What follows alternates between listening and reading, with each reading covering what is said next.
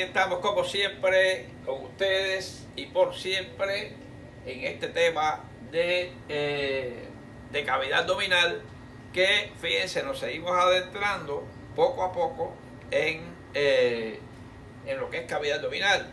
Pero hay un suscriptor que me pregunta que cuándo voy a hablar de la úlcera. Pero en realidad, si no conocemos una ciudad, si no conocemos sus calles, nos podemos perder. Asimismo es la anatomía. Quiere decir que estamos yendo desde las primeras bases de lo que es cavidad abdominal, ir conociendo cada detalle. En este caso de hoy vamos a conocer esa estructura llamada peritoneo que bordea a casi todo, tapiza por dentro toda la cavidad abdominal. Incluso hay órganos que están cubiertos desde su formación embriológica dentro de esa cavidad abdominal. Fíjense, es como que desde el disco embrionario, como vamos a ver, muchas estructuras se adentraron dentro de otras. Por ejemplo, el intestino, que es formado por el endodermo, está cubierto por ese peritoneo que lo formó el mesodermo. Es como unas capas que desde el embrión están planificadas para cubrir y proteger esos órganos. Bueno, este peritoneo, vamos a llamarle parte 1, porque en realidad sería muy largo, violaría muchos pasos y muchos detalles importantes que vamos a ver. Y vamos a ver las generalidades y divisiones generales del peritoneo. De esa serosa que protege a estas cavidades importantes, como es la cavidad pleural, el pericardio y la cavidad abdominal internamente. Vamos a ir viendo algunos detalles sobre esto. Vamos a ver qué tema hoy. Vamos a ver el clip. El clip de hoy va a ser sobre nuestras rodillas, esa fabulosa articulación, no es esta, la rodilla que soporta el peso diario de nuestro cuerpo, todo nuestro movimiento, sus características. Vamos a ver un poquito sobre ella, aunque no estamos en una clase de articulaciones. Vamos a ver. Vamos a ver entonces vamos a mencionar hoy, porque YouTube nos solicita que podemos hacer mención de algunos miembros del canal. Estamos muy contentos que se han ido sumando más miembros del canal y así, por muchas razones, nos podemos interrelacionar mejor, más directamente, o pueden ayudar prácticamente al canal. Y toda empresa necesita un soporte y lo agradecemos con mucha humildad. La serosa, recordatorio, el peritoneo, que es características de formaciones del peritoneo, clasificación del peritoneo según la extensión, fisiología de este, cavidad retroperitoneal, mencionarla, y ligamentos. Vamos a ver hoy ligamentos. Vamos a ver cómo vamos a dividir en 3 partes este tema tan fabuloso. Ahí vemos un corte prácticamente a nivel de estómago. Ahí vemos el gastrocólico, ese ligamento lo vamos a mencionar en el día de hoy. Y así vamos a ver muchos elementos de hoy. Bueno, vamos a ver el tip de hoy. El tip de hoy no es el tema central. Vamos a ver un tip, simplemente son un par de minutos hablando sobre un tema importante. Vamos a ver la rodilla. Esta rodilla, esta articulación compleja, triapsil, fíjense que es biaxil, pero es prácticamente poliarticular, participa más de 2 huesos, es compleja, tiene muchos ligamentos intraarticulares, una cápsula importante, los meniscos. O sea, no vamos a detallar mucho, solamente decir que es una articulación extremadamente importante. Vamos a ver sobre ella. Los huesos que la forman era el fémur, la porción distal, la meseta tibial, y aunque la fíbula no participa directamente en la articulación, forma parte de este complejo, prácticamente. Y la patela, la rótula, forma parte, por eso son más de 2 huesos. Por lo tanto sería prácticamente poliarticular. Participan 3 huesos. Muy bien, vamos a ver entonces cómo cuidar nuestras rodillas. Muy importante, esa esa rodilla que soporta peso. Vamos a ver que presta atención a tu dieta. La dieta debe ser vitamina A, C, D, omega 3, una serie de medicamentos soportes que ayuden a lo que es el trabajo del calcio, mantener esa rodilla, los tendones, los ligamentos que participan en ella con esa fortaleza. Vamos a ver que control de tu peso. Lógicamente, prácticamente cuando estamos sentados o acostados no hay un peso sobre la rodilla, pero prácticamente estamos mucho tiempo de pie y el peso corporal influye sobre estos cartílagos llamados meniscos y pueden lesionarse. Realice ejercicio pero con precaución. Fíjense, como les dije al final de este comentario, la rodilla no está preparada para correr. El ser humano corre, se ha desarrollado corriendo, inclusive los grandes corredores de 100 metros, etc. Pero en realidad el trote o el caminar rápido va a ser mucho mejor que la carrera rápida esa que puede poner a sufrir esos tendones. Mantén un buen tono muscular. El tono muscular de todo el cuerpo, sobre todo del cuádriceps femoral, de los músculos que rodean toda esta rodilla y le hacen funcionar, debe haber un tono muscular adecuado siempre. Elige calzado adecuado. El calzado adecuado te va a ayudar a la bipedestación, a proteger tu columna vertebral, a proteger esa rodilla también. Recurre a las rodilleras. El uso de rodilleras, si vas a hacer un esfuerzo, si tienes algún dolorcito, es bueno que esa rodillera va a cuidar esos ligamentos laterales, colaterales de rodilla, los ligamentos que hay internamente, cruzado anterior y posterior, que cuando veamos en un futuro la anatomía de esa rodilla, volveremos a tocar estos temas. Cuídese también en los desplazamientos largos. Marcha en la mañana corta, pero no caminar grandes distancias. Hay gente que tiene que caminar grandes distancias por necesidad y bueno, pero que en realidad se debe evitar esto. Puede recurrir a ciertos medicamentos, como son suplementos dietéticos, suplementos vitamínicos también, o si tiene para el dolor también.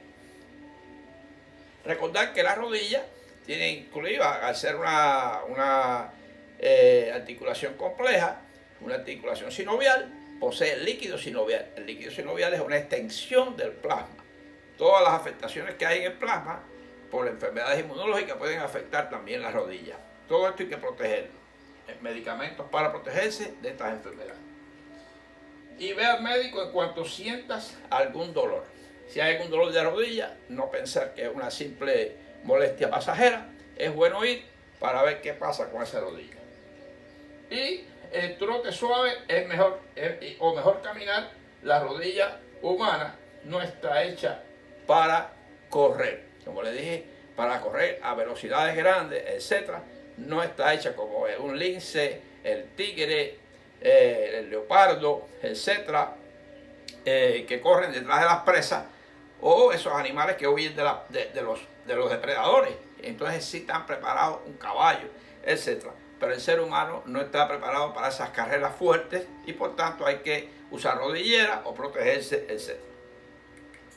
Bueno, pues ya viendo ese tip, nos vamos entonces a esta parte interesantísima donde vamos a mencionar por autorización de YouTube, algunos miembros del canal. Fíjense, le damos la bienvenida a Natalia López, que ha tomado el nivel de emprendedores.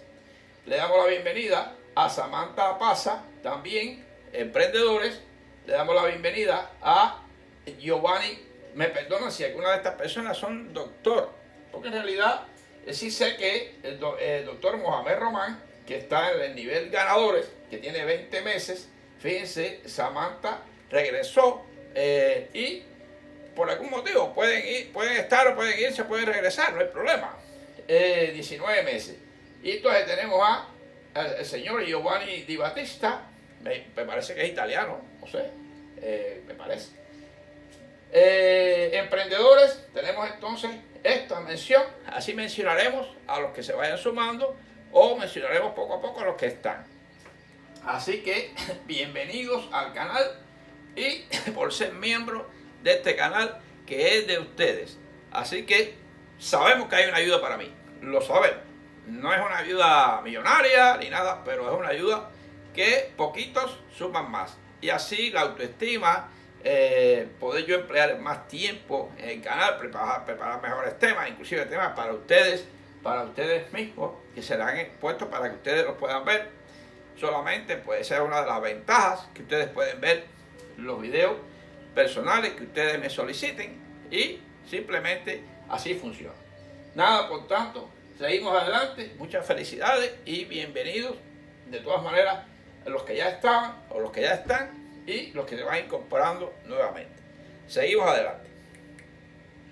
Bueno, vamos a ver en el día de hoy el peritoneo. El peritoneo es una serosa. Esta serosa tiene sus características. Fíjense que una serosa tiene membrana serosa, dos finas capas de células, dos finas capas que ayudan a ese órgano, formadas de él. Vamos a ver que se forma por el mesodermo, mesotelial, la parte mesotelial, y hay una capa epitelial, esta capa epitelial, que produce líquido seroso lubricante. Ese líquido que está en contacto con la cavidad y a la vez con otras estructuras que están cubiertas de peritoneo o de serosa. Vamos a decir de serosa porque puede ser la pleura, puede ser el pericardio. Bien, y entonces producen líquido y vamos a ver las características de ese líquido. Hoy vamos a profundizar un poquito en la física del líquido. Y lubricante y una capa de tejido conectivo, ¿ves? Esta pegadita ya al órgano como tal, al que él protege, sostiene o ayuda. Y anclaje de estos órganos a estructuras a las cuales recubre. Esto es importante. Tenemos estas dos capas. Fíjense aquí, por ejemplo, le puse un ejemplo en esta lámina de lo que es el pericardio. Este es el miocardio, este es el endocardio, este es el epicardio y este es el pericardio fibroso. Esa capa intermedia, este es el saco pericárdico.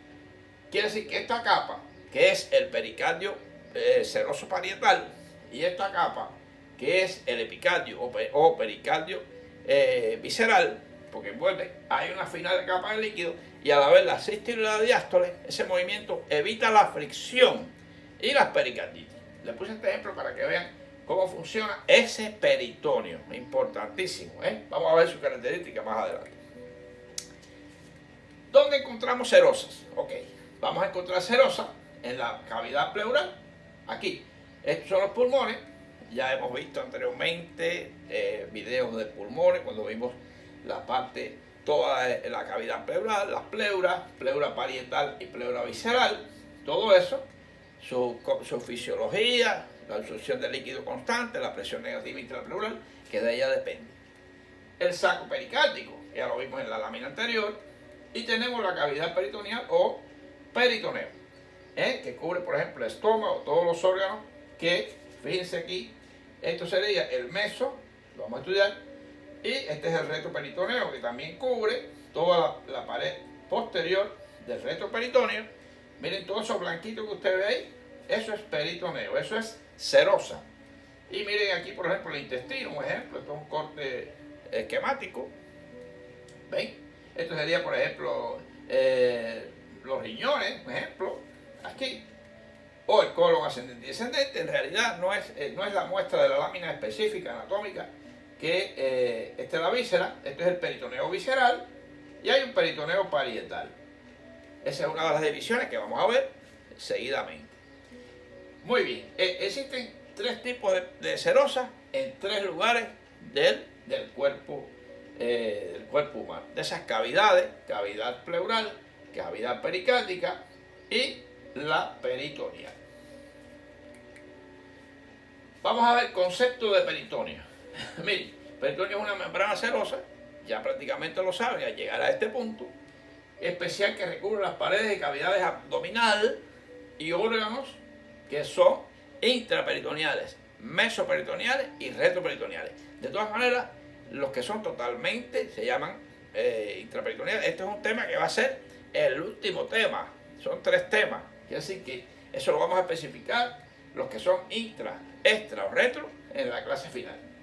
Y órganos del abdomen pélvico. Fíjense que tiene una medida de 2.400 centímetros cuadrados, un área grandísima. Por eso veremos al final que se usa en la diálisis peritoneal para reintercambiar electrolitos en los pacientes que padecen de problemas renales crónicos. Importante. O 1.5 y 2 metros cuadrados, al igual que la superficie cutánea, prácticamente cutánea.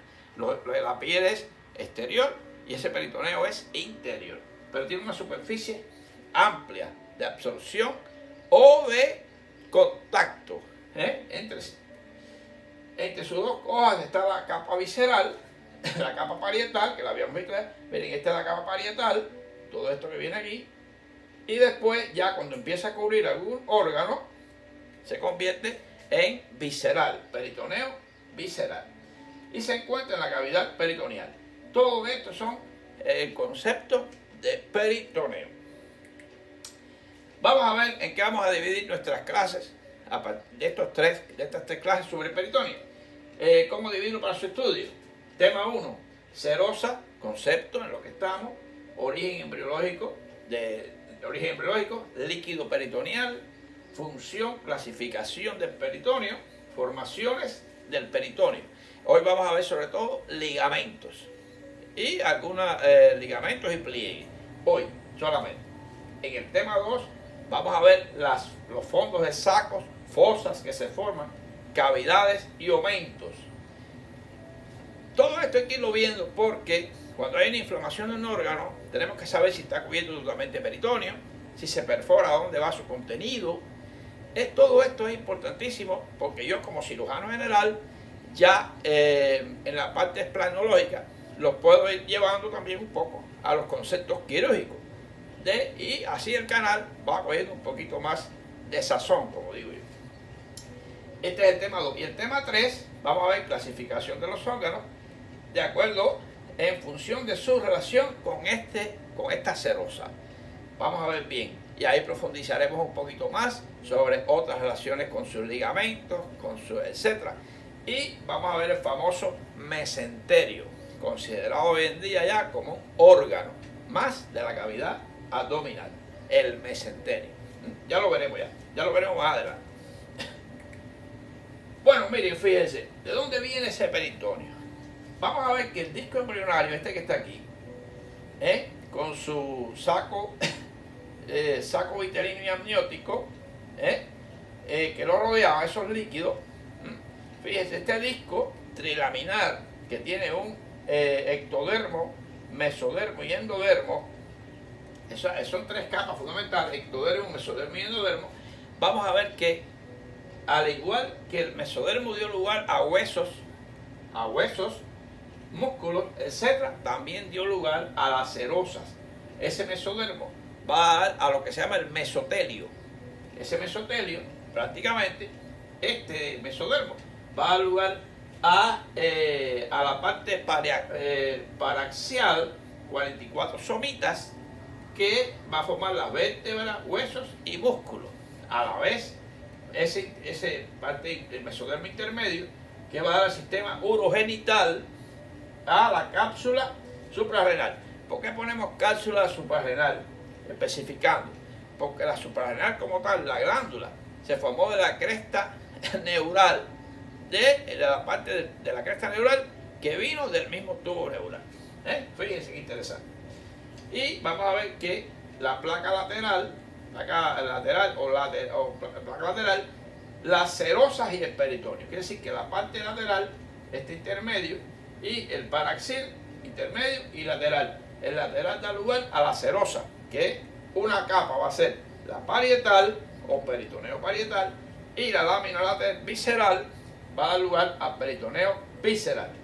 Lógicamente, el visceral va a cubrir órganos, o los va ligeramente a proteger, o no los va, o va a cubrir la pared, que sería parietal.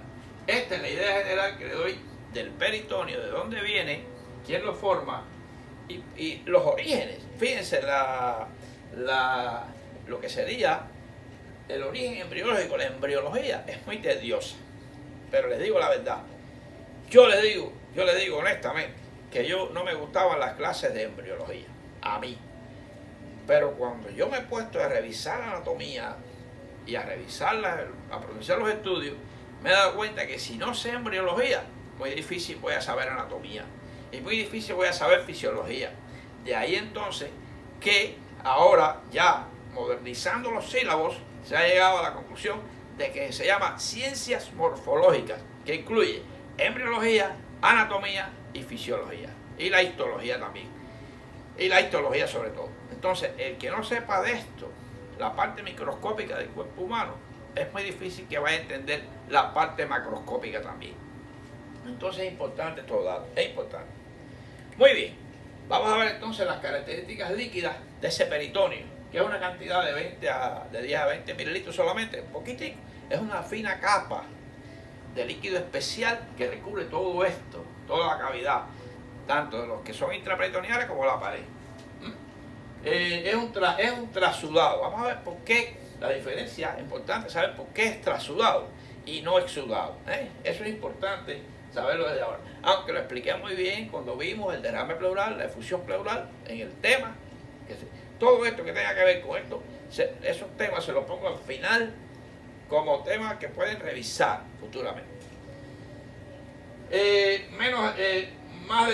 Prácticamente, como que el trasudado no puede tener menos de 3 gramos de proteína por decilitro.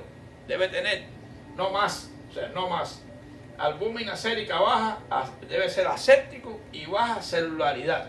Muy importante esto, porque prácticamente es un trasudado. El exudado va a tener mucha más proteína, etcétera, que para esto. Así lo vamos a ver en este cuadrito. Vamos a ver aquí, miren cómo normalmente hay una comunicación de lo que son los vasos con, de acuerdo a su presión oncótica, etcétera. El trasudado va a tener poca cantidad de células en la parte que trasuda, etcétera. Y el exudado sí, miren cómo hay celularidad aumentada, porque pues muchas veces disminuye la presión oncótica y el líquido, la presión oncótica ayuda a que el líquido entre, se mantenga en el lecho vascular. Si cae la presión oncótica, el líquido sale y salen células también, sobre todo cuando hay un daño de la pared vascular. Eso se llama permeabilidad afectada. Cuando hay inflamación de los órganos, etcétera, enfermedades inmunológicas, etcétera. Por ejemplo, veremos la ascitis muchas veces. Así. Fíjense que hay una diferencia entre exudado y trasudado. La causa cuando es inflamatoria es exudado. Y cuando hay un trastorno circulatorio por aumento de la presión, simplemente se llama edema o líquido trasudado. Así, mayor la gravedad específica, mayor de 1080, lo que es la concentración. En lo que es el exudado, tiene de 1018 y menor a 1015 cuando es trasudado. El contenido de proteína mayor a 4%, si es exudado, y menor de 3% por decilitro, gramos por decilitro, si es trasudado. Asimismo, la coagulación frecuente, rara, por la misma celularidad. Las células inflamatorias abundantes en el exudado, porque prácticamente depende de esa inflamación, y escasas en el trasudado. Y las bacterias frecuentes, y no raramente hay bacterias en el trasudado. Porque a veces, por ejemplo, cuando hay hipertensión portal, hay ascitis, pero esa ascitis es baja célula, prácticamente poca proteína, pero es más líquido que concentración. Así que esto es un ejemplo que les pongo para que vean cómo es ese líquido. Estamos en la física del líquido. Fisiología y función del líquido. ¿Qué va a hacer? Miren, al cubrir los órganos, al cubrirlos, lógicamente, los va a proteger. Sí, en protección de los órganos abdominopélvicos. Fíjense que la vejiga tiene parte de cubierta. Este es el caso, este es un corte sagital de un hombre. Si fuera una mujer veríamos ahí el útero, que es cubierto en un peritoneo completamente, más todos sus ligamentos anchos. El recto, la parte superior es intra, todas las asas intestinales, también el colon transverso, etcétera, el estómago en su totalidad, el duodeno parte de él, o sea, y así vamos a estudiar en el tercer tema, vamos a estudiar bien todo eso. Conectar órganos entre sí, conecta los órganos entre sí sin que se irriten sus paredes. Porque recuerden que las sales intestinales tienen movimientos peristácticos para que se muevan libremente. Muy importante. Mantener la posición de los órganos suspendidos con ligamentos. Miren, las sales intestinales están libres, pero con cierto control por ese mesenterio o mesos que las unen a la pared posterior. Fíjense cómo evitar fricción mientras los órganos se mueven, muy importante. Mantener una cantidad de líquido que lubrique e impida la destrucción, esta palabra es muy importante, de las estructuras o parte, capas más íntimas de estas estructuras para que no entren en contacto directo entre sí.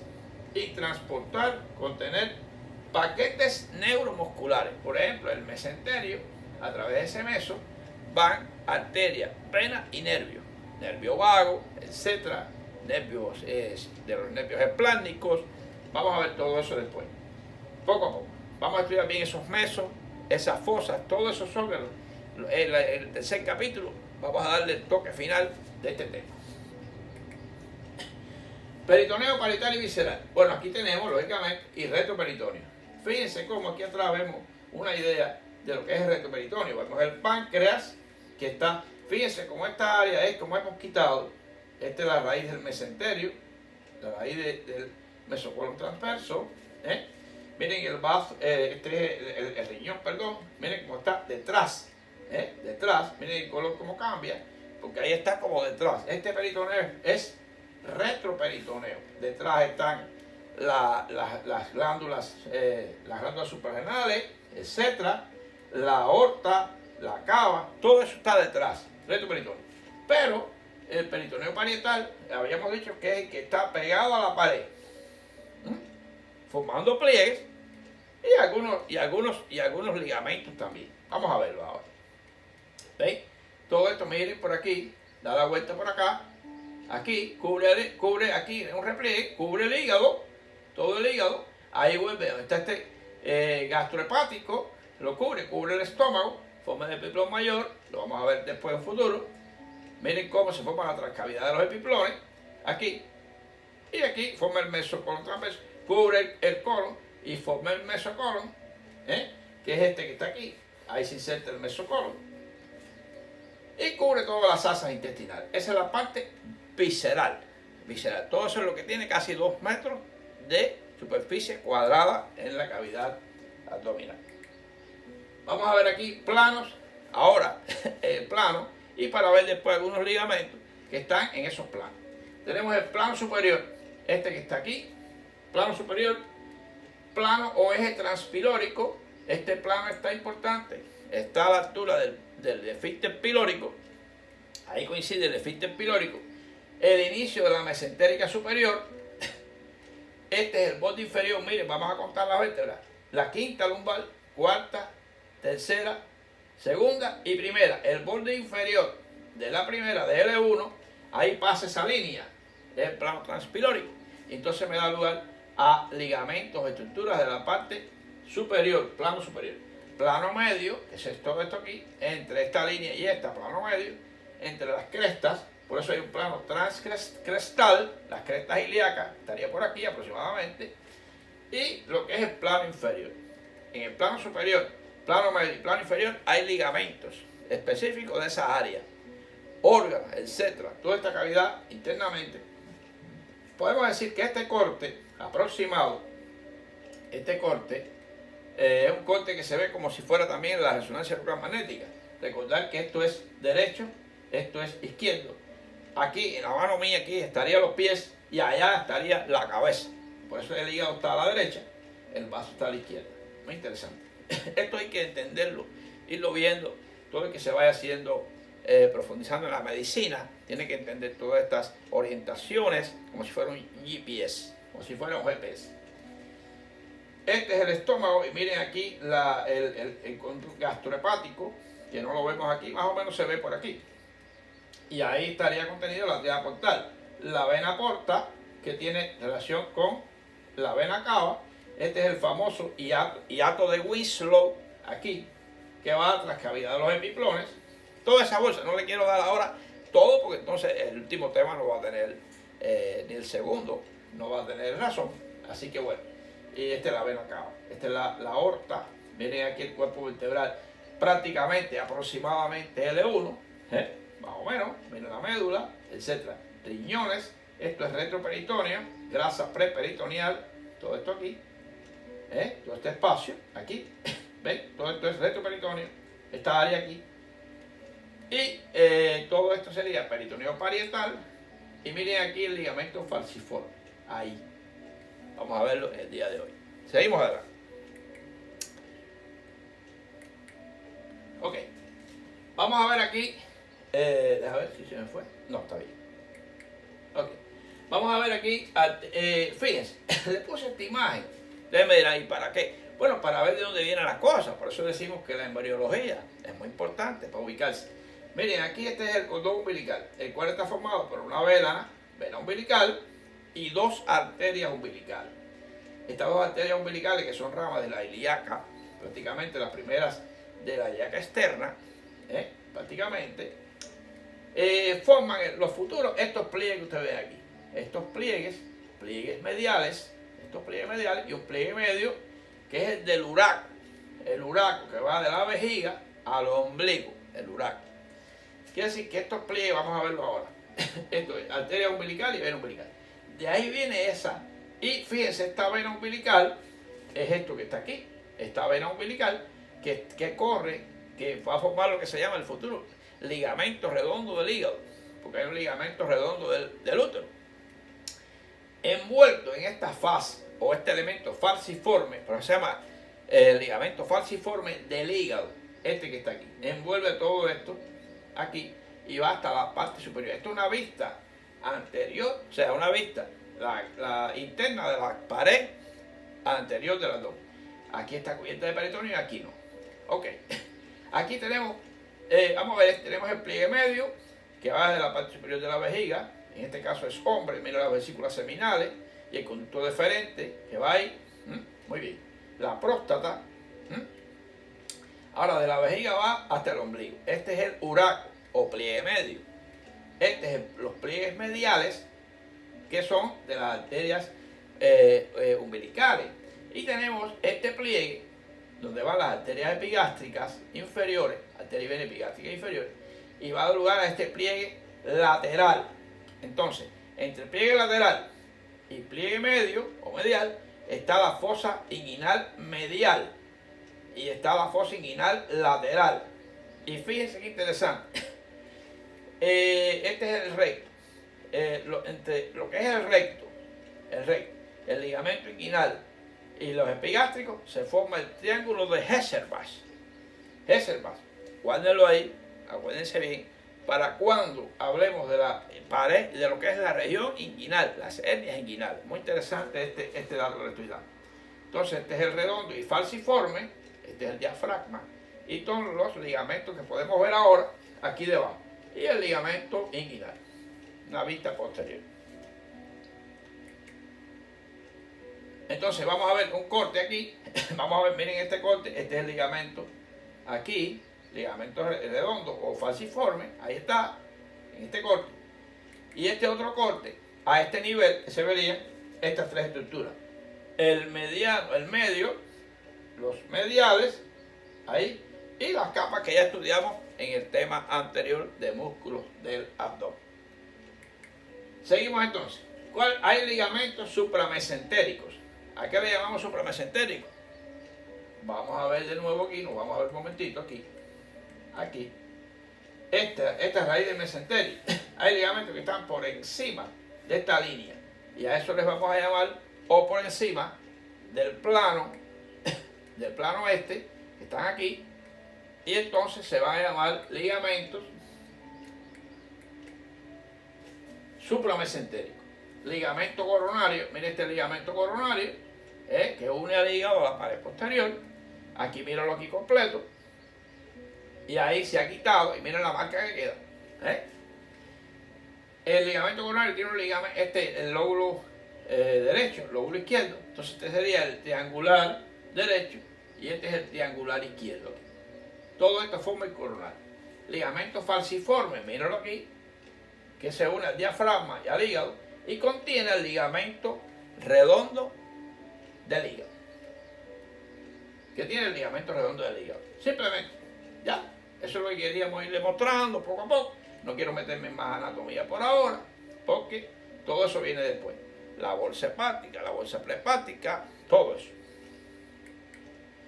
Y vamos a ver el ligamento hepatogástrico.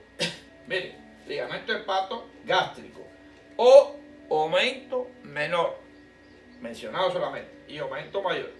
Este contiene, el aumento mayor tiene el hepatogástrico y el hepatoduodenal. El hepatogástrico contiene algunas arterias como las gástricas, gastromiploica derecha, gastromiploica izquierda va por allá, y fíjense cómo ahí dentro está la triada portal.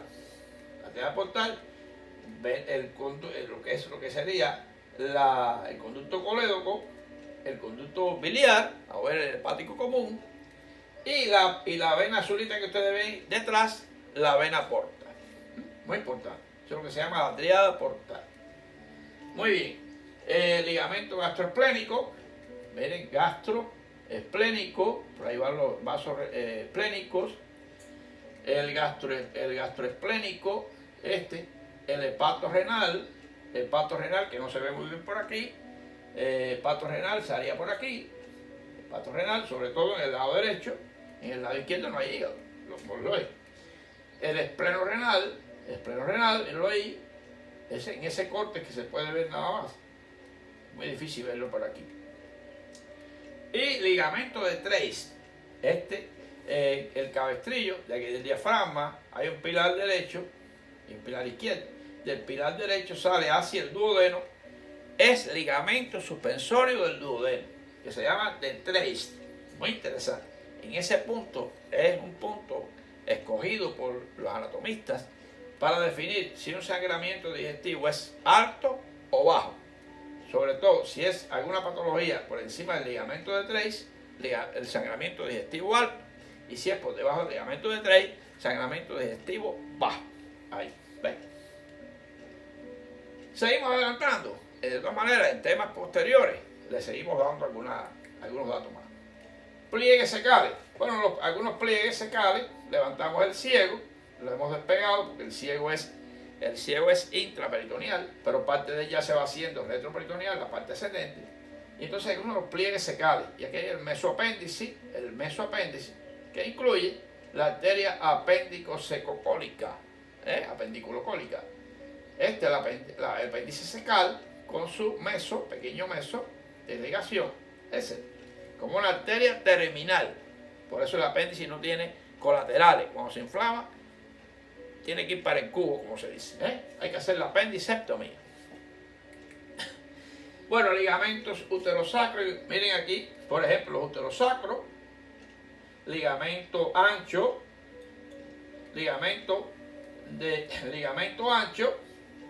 o ligamentos cardinales. Ligamentos cardinales. Miren aquí los ligamentos, este es el recto, ahí se ha quitado el útero en el caso, o la vejiga en el caso si fuera hombre, ahí no podemos definir. ¿Ven? Ligamento ancho de McEnroe o cardinal, vamos a ver un poquito más adelante. Y los rectuterinos, ligamento redondo del útero lo vamos a ver ahora. Miren aquí, ligamento de McEnroe cardinal. Todo este ligamento de McEnroe, donde corre la arteria uterina. El ligamento redondo del útero.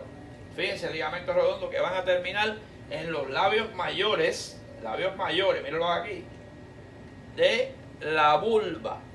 Labios mayores. Interesante. Ligamento redondo del útero, ligamento ancho del útero. Ligamento ancho. Por eso todos los anejos, las trompas, etcétera, son intraperitoneales. ¿Qué va a formar? Vamos a estudiar después los fondos de saco, toda la cosa, más adelante. Muy bien. Fondos de saco, fondos de saco de dula, fondos de saco vesicuterino, todo eso viene después. Nada más estamos hoy en lo que son los ligamentos. Vamos a ver entonces estructuras de interés pélvica. En general, ya les digo, está la vejiga, miren cómo el útero está en anteversión, anteflexión y anteversión sobre la vejiga. Cuando se quita el útero, lógicamente ya la vejiga quizás con un soporte quizás que tenía del útero queda un poco, aunque no pierde su función, pero queda un poco a expensa de las presiones diferentes intraabdominales y su función puede variar un poco. Aquí tenemos, miren, la uretra, lo que es la vagina, los labios mayores y menores, etc. Esas estructuras después las vamos a estudiar. Miren aquí el ligamento redondo, aquí la vejiga, miren el útero dirigido hacia adelante, los pliegues uterosacros, como habíamos visto, las trompas, el ovario, el suspensorio del ovario, aquí, muy bien, el mesovario, son estructuras que le menciono para ir adelantando un poquito de anatomía, pero cada cosa va a tener su anatomía, como les digo. Ok, ¿quién inerva el peritoneo? Nervios esplánicos. ¿Cuáles son los nervios esplánicos? Nervios esplánicos que vienen desde aproximadamente T2, T3, T2, T3, T4, que da lo que se llama el esplánico mayor, el esplánico menor y el nervio ima, que atraviesan el diafragma y van hacia los ganglios mesentéricos. Esto va a ser estudio futuro de la inervación más específica de la esplanología abdominal, se los prometo, poco a poco. El nervio vago, que surge del tronco encefálico, desciende después de la rama en todos lados, es el único nervio craneal que va hasta el colon transverso y llevando la inervación parasimpática de lo que es todas las vísceras intraabdominales, la parte parasimpática, y los plexos simpáticos paraópticos que van a llevar la inervación simpática, parasimpática y llevando la inervación autonómica hacia estos órganos. Todo eso se va a puntualizar. Hoy estamos todavía entrando poco a poco en lo que es la cavidad abdominal. Estamos entrando en la cavidad abdominal. Fíjense. Ay, perdón. Avance. Me corta. Cuidado. Avance de algunas patologías. Avance. La patología a revisar en el estudio en este contexto. Peritonitis primaria. Peritonitis primaria, peritonitis secundaria, abscesos peritoneales, abscesos retroperitoneales, la ascitis son patologías que vamos a estudiar.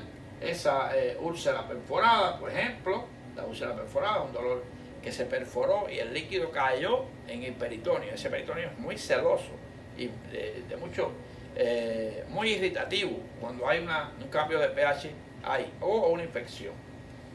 Absceso subprénico, vamos a estudiarlo, mesoteliomas, carcinomatosis peritoneal, muy importante, carcinomatosis peritoneal. Los mesoteliomas, viene del mesodermo, mesotelioma, mesotelioma. Eso, así es como ustedes pueden muchas veces aprender de dónde proviene un tipo de cáncer. Y además, fíjense que ese peritoneo, por su extensión, por su capacidad de intercambio electrolítico, etcétera, con ese líquido que tiene, aunque sea poco, podemos utilizarlo como una vía para hacer el intercambio iónico de electrolitos para ayudar a pacientes que son portadores de insuficiencia renal. Está la diálisis por vía endovenosa o hemodiálisis, que es la más fisiológica, la más productiva, pero si este paciente tiene problemas venosos, problemas, etcétera, y no tiene patologías abdominales graves, podemos usar la vía peritoneal y se hace la diálisis peritoneal con grandes logros y intercambios un poquito a más largo tiempo, pero se logra también ese intercambio de electrolitos y mejora de lo que sería su estado prerrenal, que está paralizado en lo que sería la insuficiencia renal, sobre todo la insuficiencia renal, prerrenal o la renal. Bueno, pues yo creo que nos hemos ido adentrando un poquito más en este tema y bueno, les doy las gracias, sobre todo las gracias extendidas a esos nuevos miembros del canal que se han ido incorporando y por favor, si pueden ayudarnos a conseguir más miembros del canal, porque honestamente los necesitamos. y los necesitamos y vamos a seguir necesitando muchos más. Recordando que niveles más superiores de miembros del canal te da más ventajas, mientras el nivel más alto, mayores ventajas. Vamos a ver entonces que de nada sirve el deseo de ganar sin la voluntad para entrenar. Si no te entrenas cada día, llevando a la práctica todo lo que estás aprendiendo, no va a haber una posibilidad de ganar. Pues todo se quedaría en el deseo. Así que vamos a seguir adelante, vamos a tener en cuenta esto, que si no entrenamos, no nos hacemos, mientras más entrenas, más te acercas a lo profesional. Y así es que puedes después brindarle más a los pacientes. Mientras más profesional y más ético, mejor atención a tus pacientes. Así que ahí les dejo esta frase interesantísima. Así que nada, adelante y nos vemos en el próximo tema, el tema 2 de cavidad abdominal.